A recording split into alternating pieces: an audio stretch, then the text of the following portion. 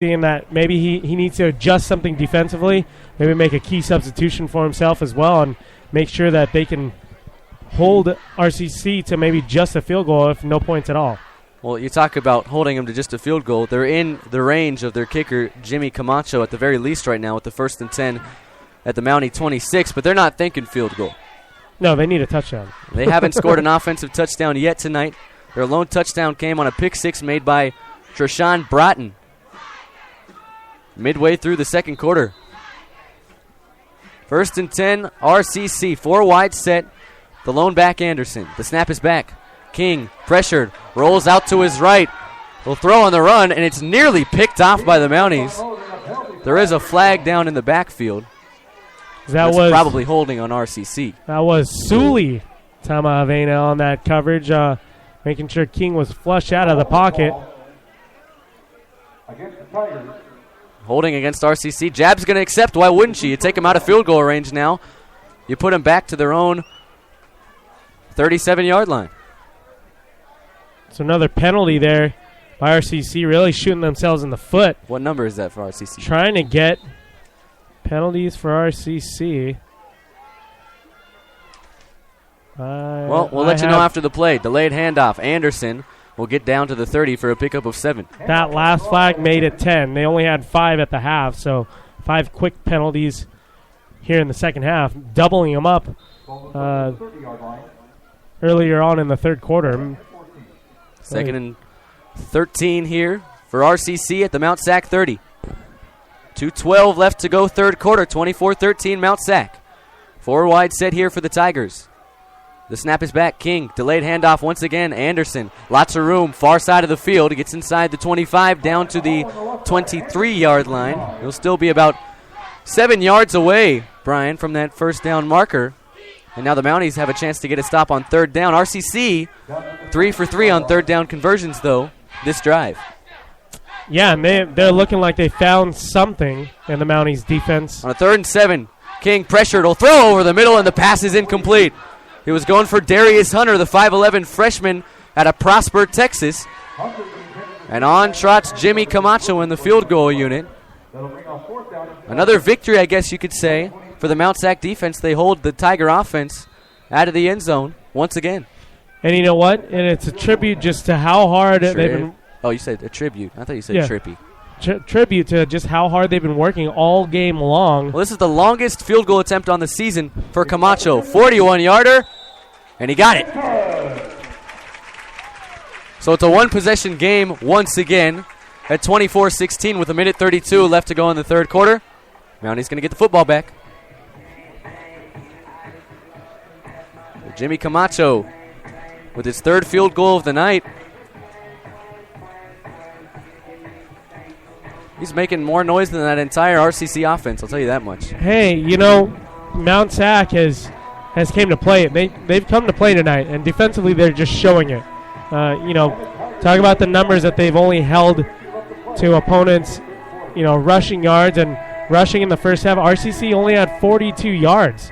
Passing, 27 yards by King in the first half. So the defense is here to play, and, offense is slightly not on cue 100%, with the wideouts and the running backs, but Allo, proving that he can still make the crucial throws to produce some points. Camacho to kick it off, back deep to get it. It's Aaron Vaughns who will catch it in his own end zone, and he nearly took it out, which would have been a bad decision. Ryan Simpson right there to hold up the stop sign and say, you better take a knee right there, young fella. And the Mount Sac offense, they'll start at their own 25. With 1:32 left to go in the third quarter, leading 24-16. Smart heads-up call there by Ryan Simpson, as Aaron Vaughns didn't have the blocking available to really produce any great return for the Mounties, so they'll start at the 25.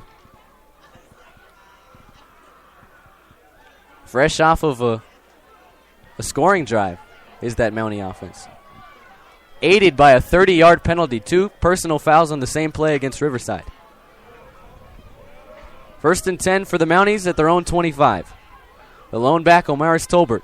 3 wide set, and Tolbert will get the give. He'll get out across the 30 down to the 31. Omaris Tolbert, 5.5 yards there on first down. That was Moses Manu in motion, too. The big 6'4", 230 tight end, creating a nice lane for Tolbert on that last carry.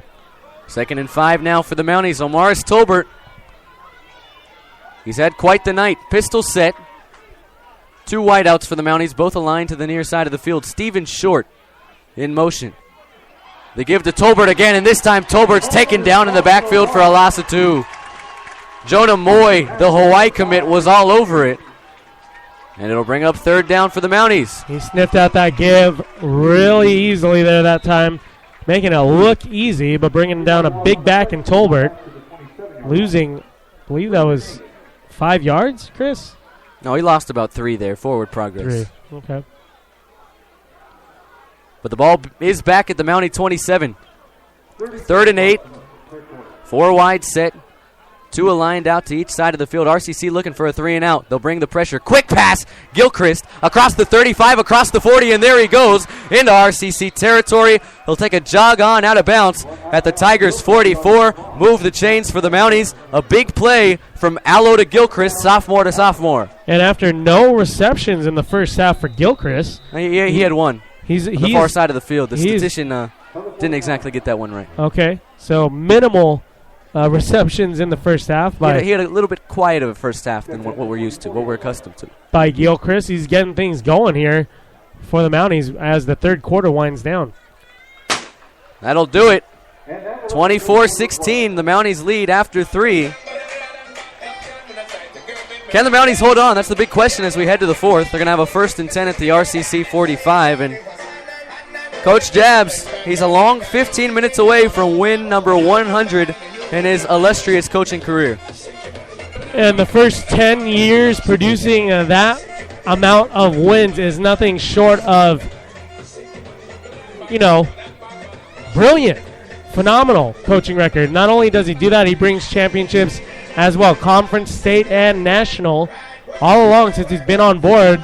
Disregard the first year going 500, but producing nothing but a winning program, Chris, since he stepped in 2005. Tom Kraft, the Riverside head coach, will tell you all about that. He served as the Mounties assistant coach and offensive coordinator for 3 years from 2007 to 2009. And really, in talking to Coach Kraft, he had no desire to come back to the head coaching level after stints at Palomar College and San Diego State. But his family lives from around here, and he had a long commute from right here in Riverside to Walnut every day, so he took the job. Why wouldn't you? 1st and 10 from the 44. Delayed handoff. Tolbert inside the 40, inside the 35, and there goes Omaris Tolbert inside the 25, and he takes a big shot down at the 22-yard line, but that's a big pickup of 23 yards on the ground to move the chains for Mount Sac. That was a big hit by Terrence Solomon, the 6'1", 185 DB. Tolbert says, give me some more. Doesn't matter how hard you hit me, I'm still producing. And he still holds on to the football. Now the Mounties knocking on the door as far as the red zone goes. They're at the RCC 22. They lead 24-16, does Mount Sac. 4 wide set, 3 aligned to the near side of the field. The Mounties moving from left to right. The lone back is Aaron Vons. The snap is back. Allo going to look to throw. Take a shot inside the 10, and it's incomplete, intended for Gilchrist, who couldn't get around number 24, Ray Ford, on the coverage. Ray Ford was beat, too. It was just an overthrown ball by Allo, as he did have Gilchrist on the far side of the field in the end zone, and unfortunately just overshot him. Even against this Division I talented secondary for Riverside, Gilchrist and Macon, they've still been able to beat their men just about each and every time the ball's intended for them. That's what they've been doing all season long. That's why they're so great at what they do. 2nd and 10 for the Mounties. Down at the RCC 22, and Coach Jabs will burn his second charge time out of the evening. He's only have one left. You hope that he won't need it late in the game. Making sure that he just has the right offensive set, if you will. Making sure that you punch in another touchdown here. Exactly. That's exactly why Coach Jabs called that timeout, and only Coach Jabs knows why the timeout is so important right now, because it is only an 8-point lead here, and if you get another touchdown, it provides a lot more breathing room for the defense to work with. If you just get the 3 points, it's pretty much a close game that'll go down to the wire that shouldn't be so close in our eyes, as we see Mount Sac really putting on a nice defensive performance here against these Tigers. They've come out and they've been nothing but professional tonight, have the Mounties. Yeah. It's been fun to watch. They put on a clinic on both sides of the football, especially defensively. Haven't allowed an offensive touchdown. 2nd and 10 here. Wide receiver end around. Gilchrist, it's a flea flicker. He nearly fumbles it. Now he'll pass it, and he'll complete it to Steven Short down to the 15-yard line. A penalty flag does fly in, though. That was nearly disastrous for the Mounties. Wow. Coach Jabs absolutely had an idea there, but 2 flags down. I have a feeling this one's coming back. We'll see the ruling on the field. Gilchrist, the Mountie that came across for the handoff and then stopped in his tracks to to throw. Ball slipped out of his hands. Ultimately did throw the ball to his tight end. Well, the Mounties are backing up. It's going to be a penalty against them, and they're not too happy about it. Ineligible receiver downfield against Mount Sac. An eligible receiver downfield against the Mounties. He's the tight end. That's why Steven Short is a little bit livid. He's a tight end. How's he an ineligible receiver down the field? That'll back the ball up to the Riverside 32. Back to the 32-yard line. Make it a 2nd and... Loss of down. Excuse me, no, it's a loss of down. 3rd and 20. It's 3rd. That takes the Mounties out of field goal range, too. So big timeout by Coach Jabs. Really backfired on him, unfortunately, and Mounties look to dig their way out of this. That's a very questionable call. Yeah, ineligible receiver down the field. So now with 14:10 left to go in the 4th, it's a 3rd and 20 for the Mounties, who lead by 8, 24-16. Allo will drop back to pass, try to get it back. Gilchrist gets it inside the 15, inside the 10, down to the 5-yard line. Gilchrist again comes up huge on 3rd down, and the Mounties convert on a 3rd and 20. 3rd and 20 from way outside of the red zone on a crossing route by Gilchrist. Makes them pay on some zone coverage there by RCC. There's still 13:50 left to go in regulation, but it just seems like their night. 1st and goal now from the 5. I formation. Tolbert, the deep back. He'll get the handoff here. Gets down around that goal line, and he's just a bit short. He fumbled the football. RCC might have picked it up. The Tigers think they have it, and they do. Can you believe it? RCC has recovered the fumble at their own 1-yard line. And Mount Sac throws away an opportunity to go up by 2 scores. Wow. After Gilchrist bringing them in touchdown range, Tolbert very close to being down on that play, coughs up the ball. Unfortunately not recovered by the Mounties. That's his 3rd fumble on the season.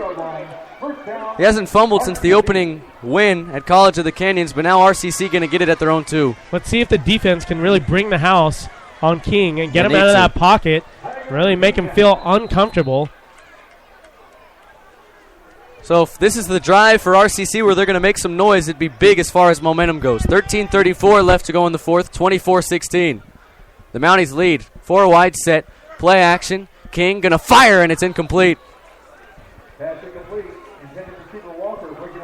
Was going for Jermel Walker to the far side of the field.